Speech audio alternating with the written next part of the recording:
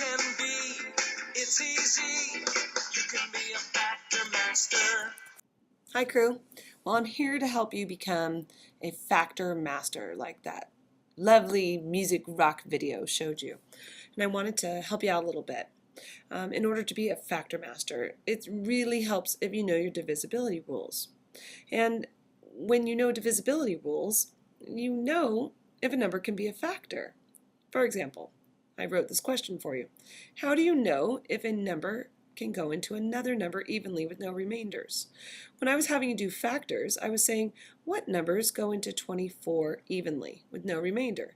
And you were coming up with answers like 1 times 24, and then you said 2 times 12, and then we were saying, does 3? Yeah, 3 goes into 24 evenly. I know the 3 times tables, and that was 3 times 8 is 24.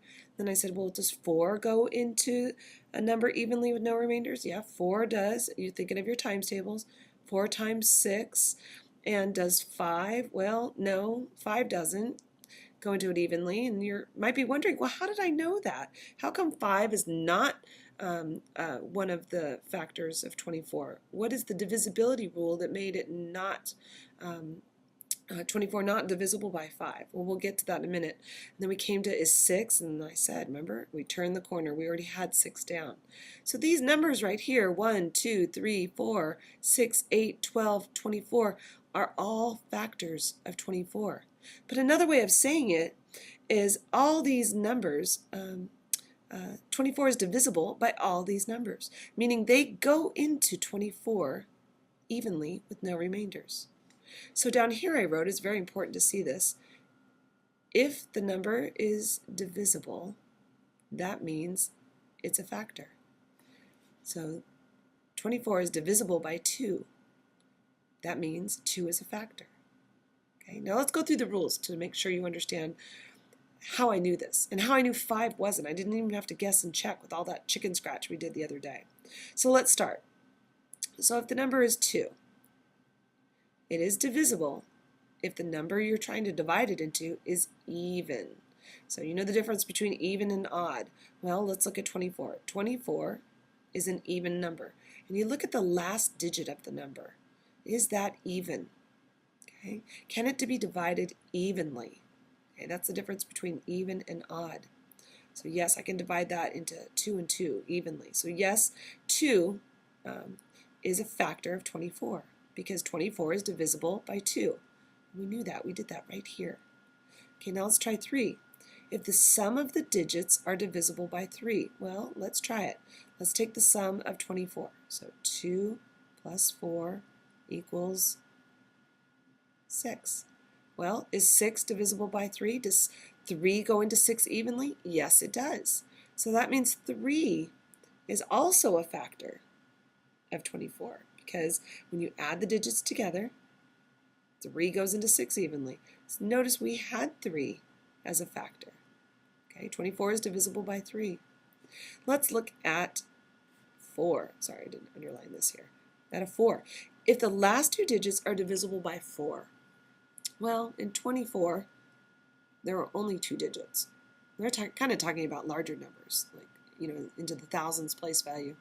But look at these 2 numbers together. Now this is easy because you know your 4 times tables, and you know that 24 is divisible by 4. You should know that because you did know that 4 times 6 is 24. So yes, the last 2 digits are divisible by 4.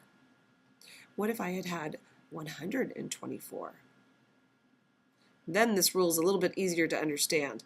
Let's read it again. If the last 2 digits are divisible by 4, well, the last 2 digits are 24, and 4 does go into those evenly with no remainder. So yes, 124 is divisible by 4.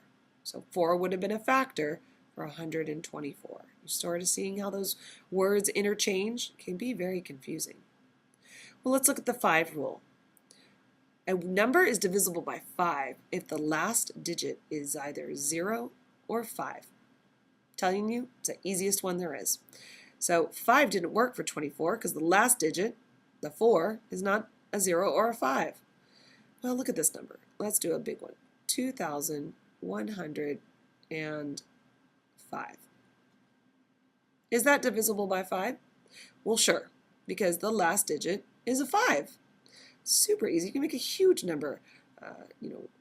Let's just start writing some numbers. 3, 4, 560. Is this divisible by 5? Sure is, because the last digit is a 0. See, I love the divisibility rule for 5 because it's really easy. It's an easy one to remember. Now let's look at 6. 6 is a little bit like, well, it's kind of easy if you've already done 2 and 3.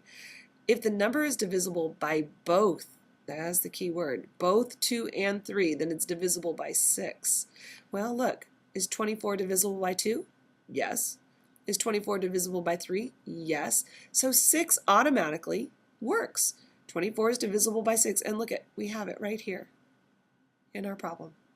We said that 6 was divisible, 24 is divisible by 6. So yes, this one was a big yes. Now let's look at the rule for 9. If the sum of the digits is divisible by 9. Again, what rule does that look like? Look back through these rules. If the sum of the digits are divisible by 3. Very similar to the 3 rule. Interesting one to explore later for an extension project. So 2 plus 4 equals 6. Is 6 divisible by 9? No, because 6 is smaller than 9. So did you notice 9 was not a number that we had marked down as a factor? 24 is not divisible by 9. And our last one. If the last digit is 0, then it's divisible by 10. You knew that one, right? So every number that ends in a 0, that means that 10 goes into this number evenly. Not with the 5 though, just with the 0 this time. So don't get that one confused. I guess you could say that's equally as easy as the 5. So don't forget, if the number is divisible, that means it's a factor. Hope this is starting to make sense so that you can become a fraction or factor master. You know the rules, you can be, it's easy, you can be a factor master. You can be, it's easy, you can be a factor master.